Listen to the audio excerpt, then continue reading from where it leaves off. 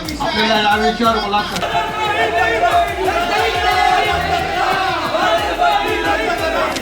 शासनाकडे आपण खुलासा मागू.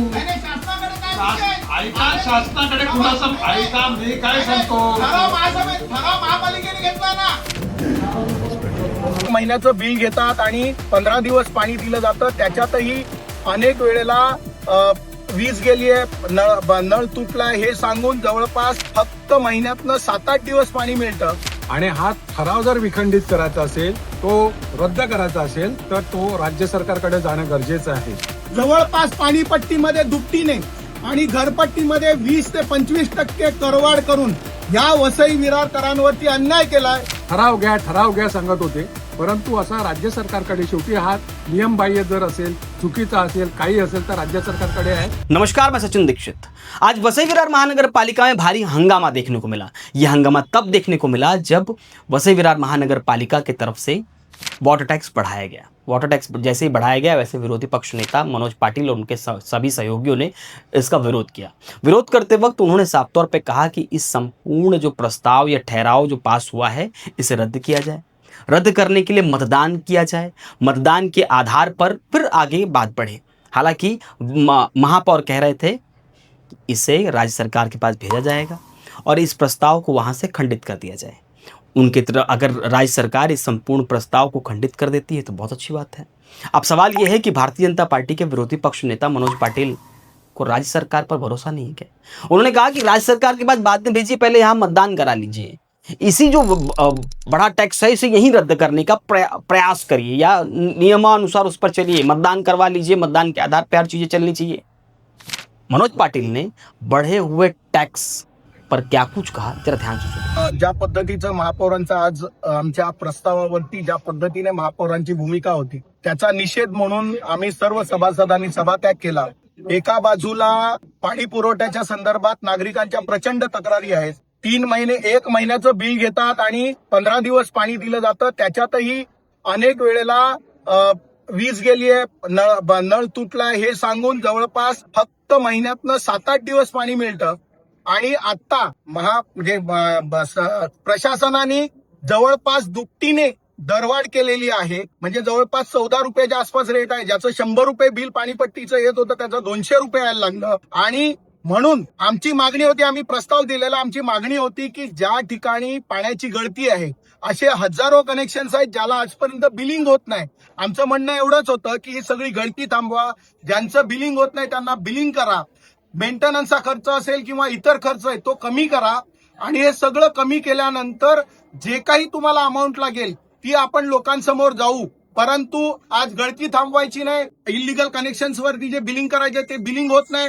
जी के बेकायदेशीर दरवाढ आहे, एका बाजूला लोकांना पाणी मिळत नाही, लोकांना टँकरची बिलं लाखोनी येतात आणि दुसऱ्या बाजूला पाणी न देता असलेली दरवाढ म्हणजे दुपटीने केलेली दरवाढ ही अन्यायकारक आहे. त्यामुळे त्याचा आम्ही विरोध केला आणि त्या विरोधात जो प्रस्ताव आणलेला तो प्रस्तावावरती कुठल्याही रुलिंग न देता, कुठलंही मतदान न घेता महापौरांनी नियमाचा भंग करून तो प्रस्ताव फेटाळल्याचं सांगितलं आणि त्याचा निषेध म्हणून आम्ही सभात्याग केला.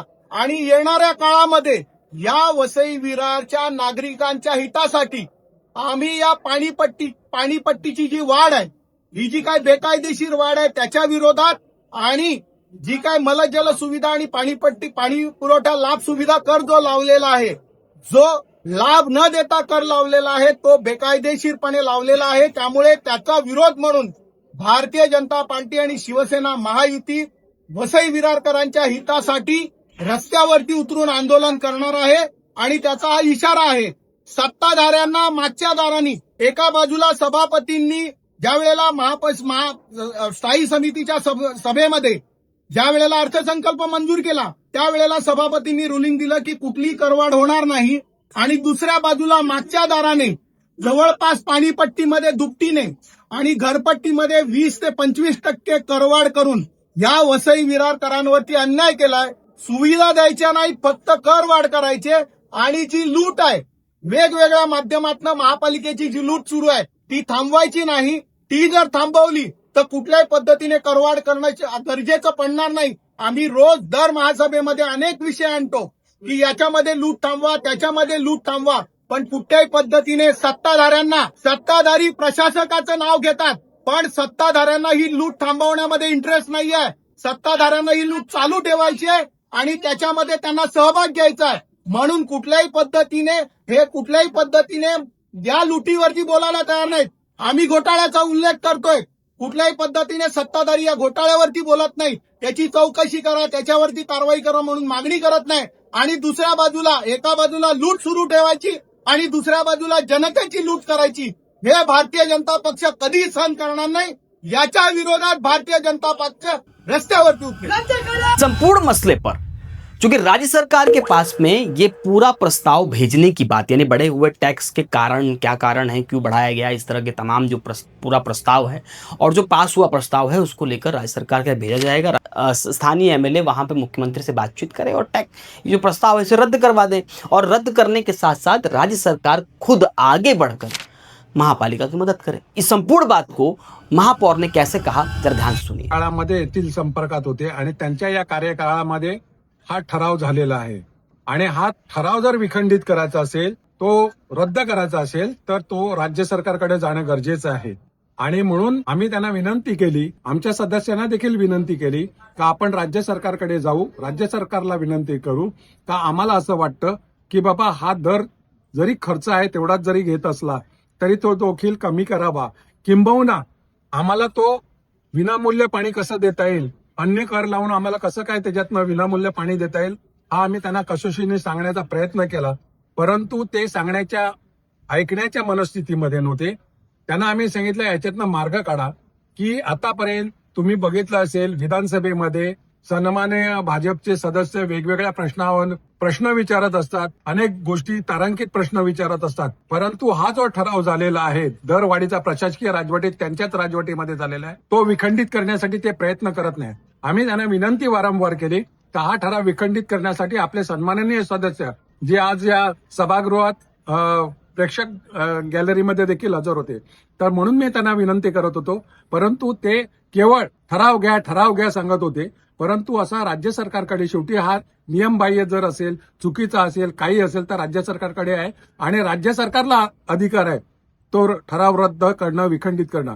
तरी सुद्धा आम्ही आमच्या सदस्यांनी देखील सांगितलेलं आहे की बाबा आपल्याला हे दर कर कमी करायला पाहिजेत आणि त्याच्यासाठी आम्ही देखील शासनाकडे पाठपुरावा करणार आहेत आणि शासनाच्या मार्गदर्शनाने आणि शासनाच्या आदेशाप्रमाणे जर शासनाने आम्हाला परवानगी दिली तो आम्ही ते दर कर कमी करून घेऊ. पूर्ण माहौल के बीच में पानी पर, यानी कि जो शहर में सप्लाई पानी का होता है उसका विशेष ज्ञान रखने वाले प्रफुल्ल साने ने, जो बहुजन विकास अघाड़ी के गठ नेता भी हैं, उन्होंने इस संपूर्ण विषय पर साफ तौर पर बताया कि आखिर जो टैक्स पानी पट्टी यानी कि वाटर टैक्स बढ़ाया गया उसके पीछे का कारण क्या है. उन्होंने साफ तौर पर समझाया, समझाते हुए अपनी बात रखी. सुनिए प्रफुल्ल साने ने क्या कुछ कहा. सभागृहामध्ये शोभिवंत नव्हतं. आपण एखाद्याला समजवण्याचा प्रयत्न करतो हे कसं योग्य आहे, कसं अयोग्य आहे, ह्या दृष्टीने आम्ही बोलत होतो. पण जेव्हा ही वास्तविकता स्वीकारायला तयार नाही आणि ज्या वेळेला त्याच्यामध्ये अधिक राजकारण आलं तेव्हा मग आम्हाला थोडं आक्रमकतेने बोलायला लागलं. पण आम्ही आक्रमकता करताना सुद्धा सभागृहाचं सभ्यता पाळली. तुम्ही सभागृहात काही कारण सांगितली की ती पाणीपट्टी का वाढवली जाते. मी आता म्हटले ना ती नाही, म्हणजे पाण्याचे दरच वाढले. लाईट बिल आपल्याला 2006 नंतर 2026 ला पाण्याचे दर वाढत आहेत. 3 रुपये 25 पैसे जो विजेचा दर होता तो 9 रुपये 50 पैसे झालाय. इरिगेशनची आपल्याला जी इरिगेशनची पाणीपट्टी होती ती त्याच्यात 4 पटीने वाढ झालाय. लेबर कॉस्टमध्ये 6 पटीने वाढ झालेली आहे. त्यानंतर जी रसायनं लागतात, तुरटी लागते, ह्या तुरटीमध्ये सुद्धा प्रचंड 70 ते 80% वाढ झालेली आहे. या सगळ्या गोष्टीचा विचार करता आपल्याला खर्चच वाढलेला आहे आणि हे सगळ्यांना कळतं. सभागृहामधला प्रत्येक जो नगरसेवक आहे, जो प्रतिनिधी आहे, तो सगळा हुशार आहे, एज्युकेटेड आहे. हे सगळ्यांना सगळं करत असताना फक्त राजकारण करणं हा एकच उद्देश जेव्हा दिसला तेव्हा हे मांडणं गरजेचं झालं आणि म्हणून ते सभागृहात मांडलं. इस संपूर्ण महासभा में हुई बहसबाजी के बीच में सवाल ये खड़ा होता है, भारतीय जनता पार्टी के पास में केंद्र की सरकार है, राज्य की सरकार है और राज्य सरकार होने के नाते महाराष्ट्र सरकार यानी नगर विकास मंत्री अगर चाहेंगे तो हो सकता है कि इस तरह के टैक्स को के प्रस्ताव को रोका जा सकता है. अब वो महापौर ने जो ठहराव पास करवाया, उसी पास कराए हुए ठहराव को, यानी कि बढ़े हुए वाटर टैक्स की व्यवस्था को राज्य सरकार के पास भेजा जाएगा। राज्य सरकार के पास स्थानीय एमएलए जाकर बातचीत करेंगे और बताएंगे कि ये से ठीक है, नहीं ठीक है। राज्य सरकार के पास तमाम तरह के यंत्रणा होते हैं, सचिव होते हैं, वो बैठेंगे, मंथन करेंगे। मंथन करने के बाद क्या पता शहर को मुफ्त में पानी मिल जाए। पानी की सप्लाई करने में बिजली का खर्च आ रहा है, वो बच सकता है, उसमें राज्य सरकार कटौती कर सकती है।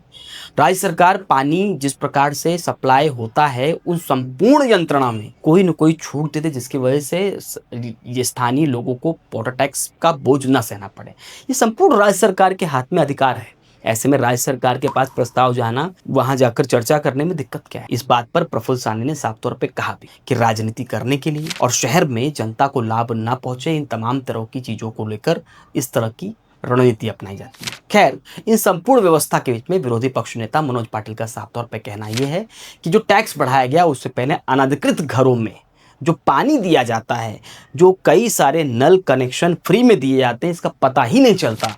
अनाधिकृत जिसे नल कनेक्शन कहते हैं, उसकी संख्या निकाली जाए, इस तरह का पानी सप्लाई रोका जाए, तब हो सकता है कि टैक्स ना भरना पड़े या टैक्स ना बढ़ाना पड़े। इस तरह की संपूर्ण बात पर मनोज पाटिल ने जोर दिया। हालांकि इस संपूर्ण प्रक्रिया पर आगे क्या कुछ होगा, ये देखने वाली बात होगी, लेकिन फिलहाल वाटर टैक्स बढ़ाया गया है।